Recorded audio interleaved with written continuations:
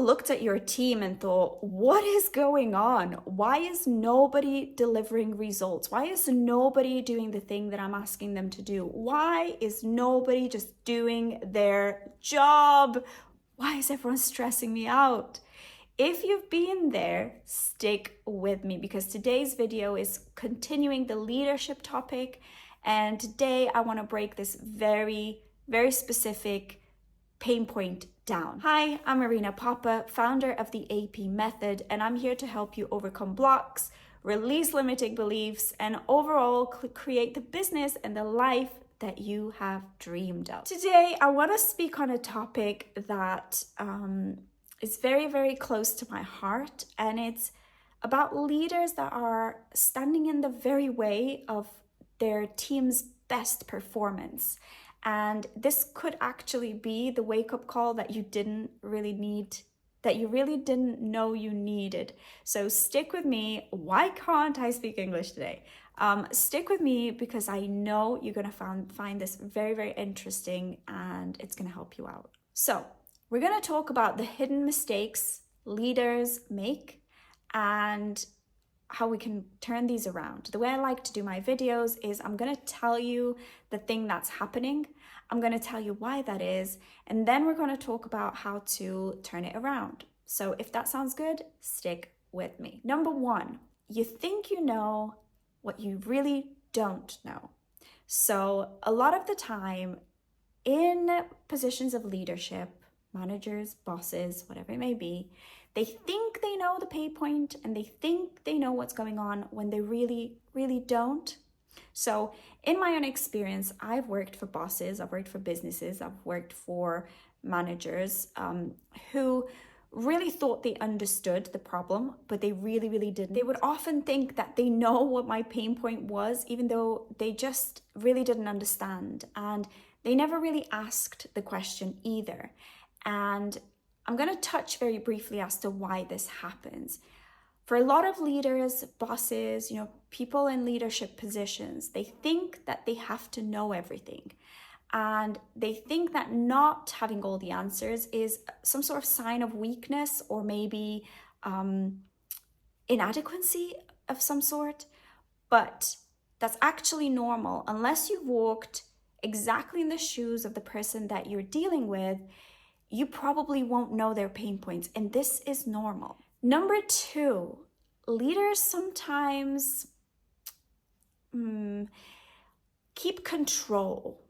Because they're such perfectionists, they pick their team and they pick them, but they won't let them show up because they kind of try and keep this control and do things the way they've always done them. But all this control is getting in the way of your team showing you just what they're capable of. So here, it's a lack of trust in your team, even though you've picked them, so you should be able to trust them.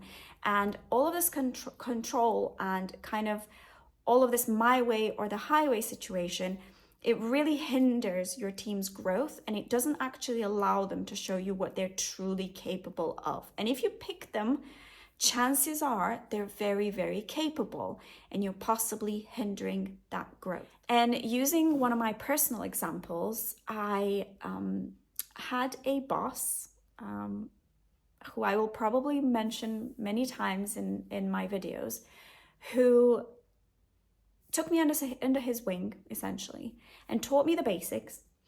But at one point just said, off you go. And I notice now, looking back, that even when I was making small mistakes, he never told me I made a mistake. He would just say, you did great, keep going. And what that allowed me to do is to kind of get my confidence in the skill I was trying to master. And then I became more and more kind of adventurous with the things I was doing. And I was starting to feel like, I'm really good and I'm really capable at this. And what that created for me, because he positively reinforced the things I was doing. So he didn't focus on what I was getting wrong. He was focusing on how well I was doing. And it actually pulled out of me some really great techniques. So I would start to free flow things. And actually I got really great results by just trusting myself a little bit more. This is the recipe for growth and for your team to kind of become leaders in themselves, in their own roles. When you try and control and when you try and keep people safe, it will keep them safe and it will keep them almost small.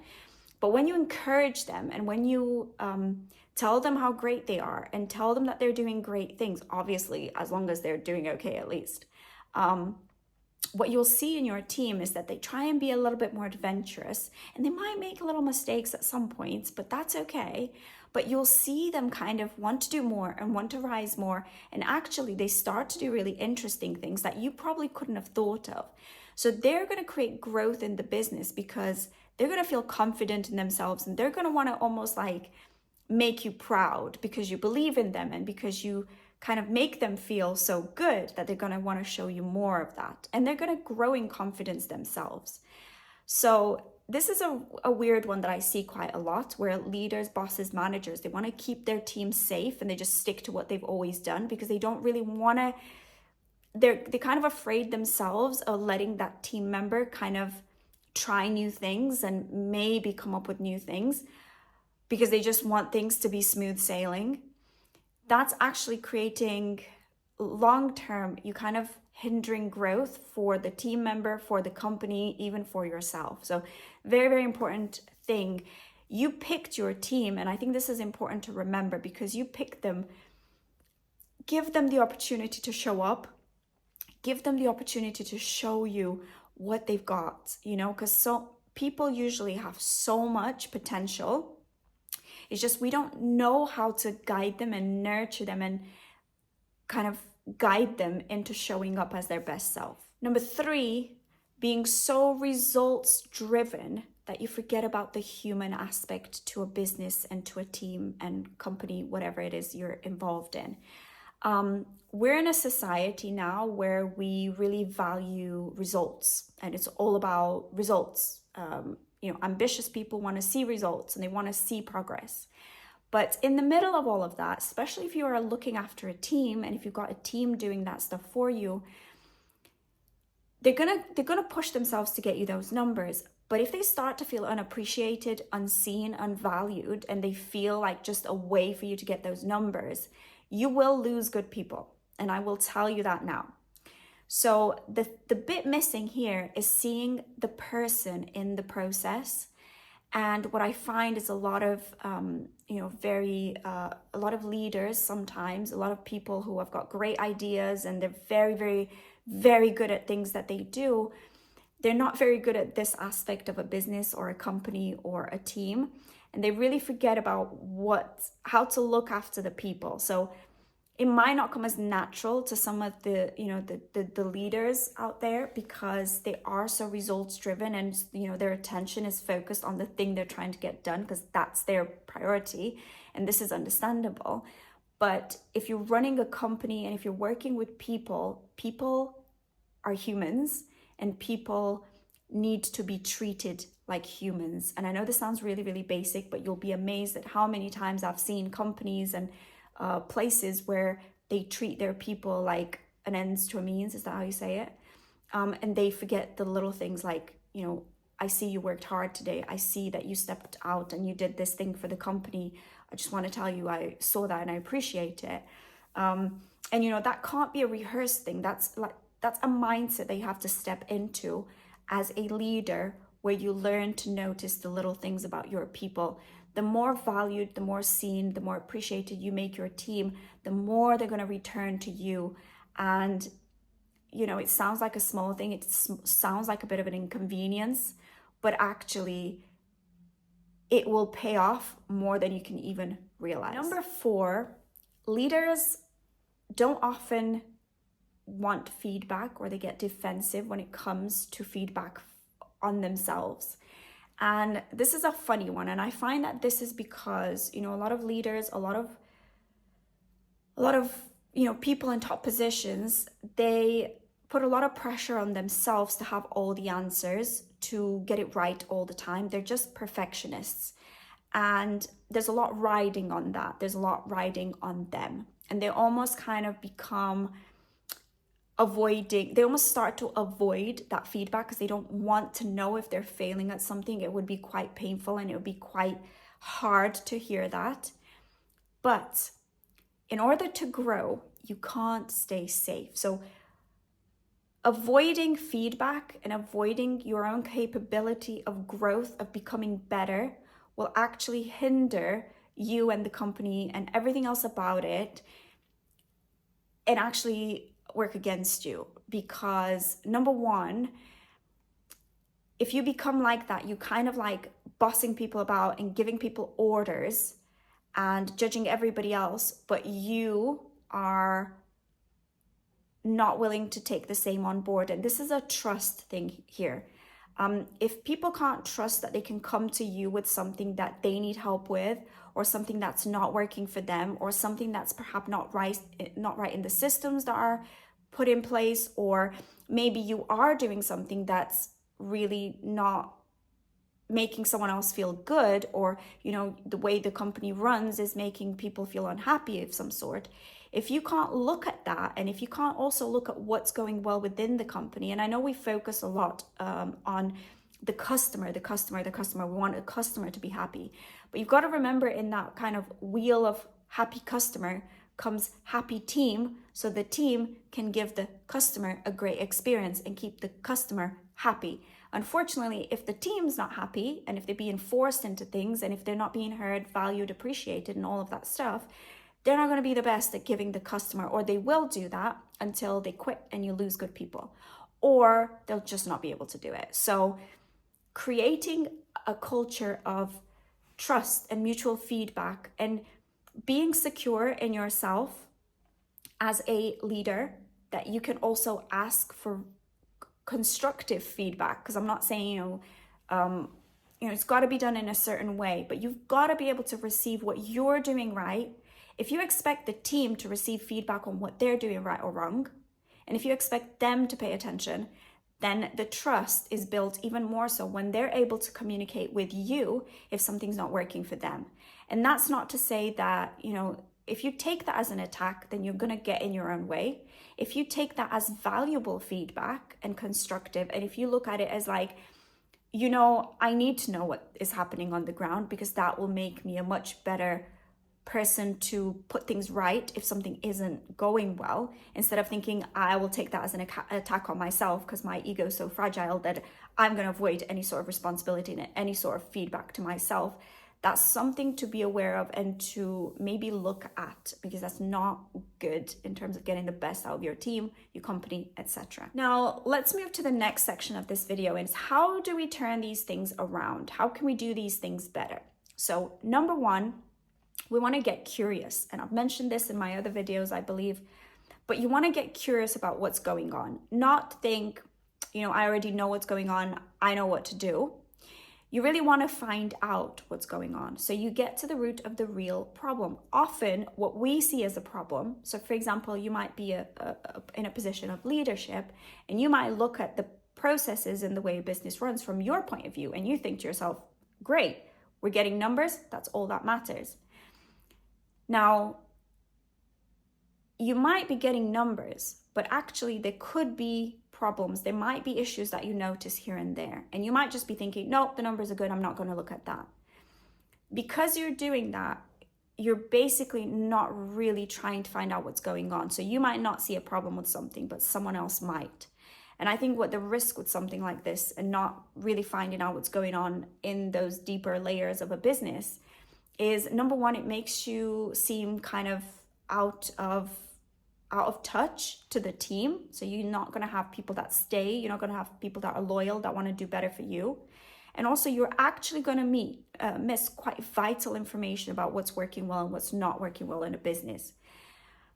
So again, if you're managing and working with a team, you really want to find out what's going on for them, so you can help them, and in turn they can help the business. But it's important to stay curious and actually find out from them, because you're not in their shoes. You're not doing the job they're doing. You'll have your own priorities. You'll have your own things that you're looking after. So you either have to find out and get curious about what's going on for them, so you can make sure that problems are fixed early. This is very important too. Or you need to have someone in place that can do that kind of research for you and then bring that information to you. So it's got to be someone that's quite good at kind of gathering this information and presenting it to you in a way that's maybe not going to take as much time for you or whatever. But you really do need to find out what the real situation is down, on the lower sort of levels, if you like. Number 2, give your team the trust that they can handle something. So a nice thing that I've experienced in my own career is a manager who gave me a role and said, "You're good at this. I trust you to figure it out and to do the best job of this area that you can." Now, the great thing my manager did as well is noticed, first and foremost, what I was good at and what I enjoyed and what I was quite confident in. And then they just kind of gave me a lead or the lead in that role, and they let me flourish. And they literally gave me opportunities to really expand as an individual in an area that I was very good at. Now, had they tried to kind of put rules on me and micromanage me and do all that stuff, they probably would have only got like this level of me. But the fact that they trusted me, they gave me this responsibility, they gave me this like, oh, I'm like the lead in this feels so good. They really brought out this trust, this level of trust and my desire to do really well for them because they trusted me with this thing.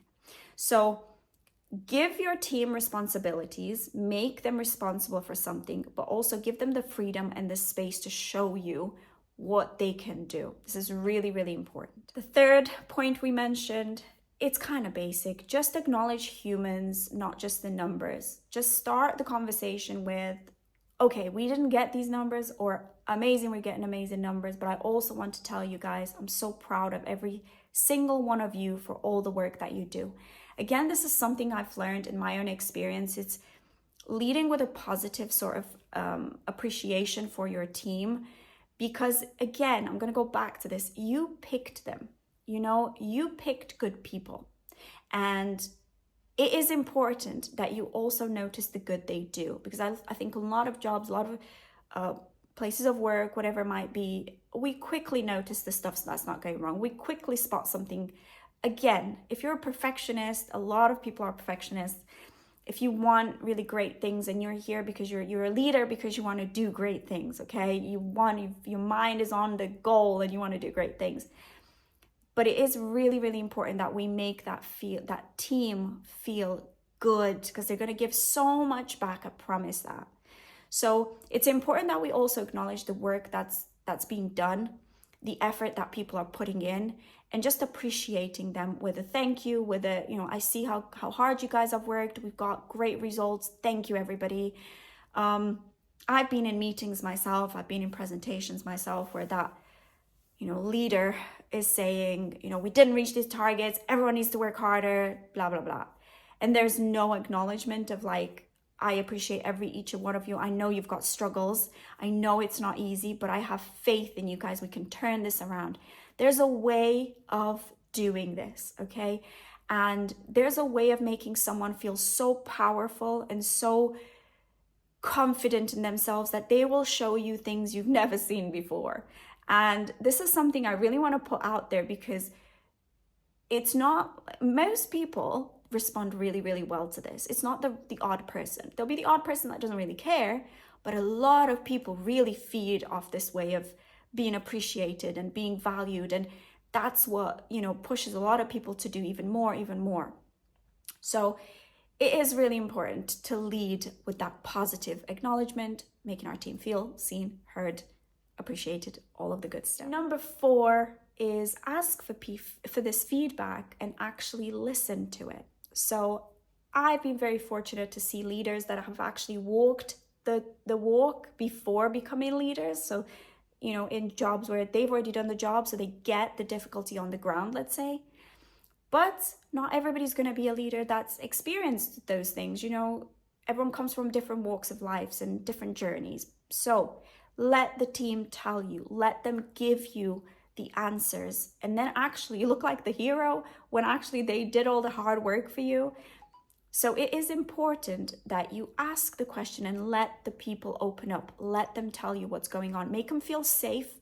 Make them feel like their voice matters, and it should matter, because you will get the best out of them if you look after your people. So let them tell you, ask the question, what's going well for you on the ground? What do you struggle with on a day-to-day? What can I do you think, that's going to make that easier for you? Or, take the information away, have a think about it, and consider what to put in place for them. Give them a few suggestions. Also, let the team be part of the solution. Don't make it, I know what's best for you, or I know the solution. Let them have at least a few options so everybody feels like they're part of the solution. Everybody gets a sense of achievement out of that. Everybody feels included. And now you've got trust, you've got loyalty, you've got people who really feel valued and listened to. And that's really, really important in a team. So if this sounds good, I'm going to tell you 3 things that you need to do in order to reach this level. Number 1, drop the ego. Work on the ego. You don't have to have all the answers. Asking questions is not failure. You will be learning as you go, especially if you're new to this. And in this world that's changing constantly, things are changing constantly. The customer is changing. The economy is changing. Lots and lots of things are changing. So you have to get comfortable with kind of knowing what's going on and not thinking you really do have all the answers, because often you won't. Often you will need other people to help you too, and it's okay to accept help from others. It will actually make you better and it will work really, really well. So drop the ego. Number 2, heal the perfectionism. You don't have to be perfect. It's okay to learn as you go. It's okay to do really well and then also do really bad sometimes. It's okay to not know everything. It's okay to be learning. It's okay to be adapting. It's okay to collaborate. It's okay to, again, let your team help you as well. And number 3, build this emotional courage to ask, to receive, to be open, to kind of know that all of this is going to help you. Okay, you have to be courageous in life. You have to be able to look stupid sometimes. And honestly, it's like, we know that's okay until a certain point, and then we reach a point of kind of like leadership or being a boss or kind of a higher position, and all of a sudden we think we should have all of the answers. You do not. You are still always going to be learning. And remember that learning mentality continues for the entire time we are alive. So you will never have all the answers. And I think the sooner we can kind of ditch the perfectionism and kind of just like know that that's part of the process and not forget that that continues forever, that's probably the best thing you can do for yourself as a leader. And I'm going to leave it there, guys. If you found this useful, if you found it interesting and even a little bit triggering, then I think it's done a lot of good. So thank you for watching. And also I always caveat every video that if you're here, if you're watching, if you're listening, if you're doing this work, it means you care. And I always know that people who try and do great things are normally very, very hard on themselves. So if you're here, it's not the result, it's not the perfectionism that matters. It's your ability to try and sometimes fail, sometimes get it right, sometimes get it wrong, get up again, learn, do better, repeat, rinse and repeat. So if you're doing that, then you are doing an amazing job. And thank you once again for watching, listening, and I wish you all the best in your journey as a leader and for your entire team or whatever you're doing with your career. And I'll see you in my next video. Bye-bye, guys.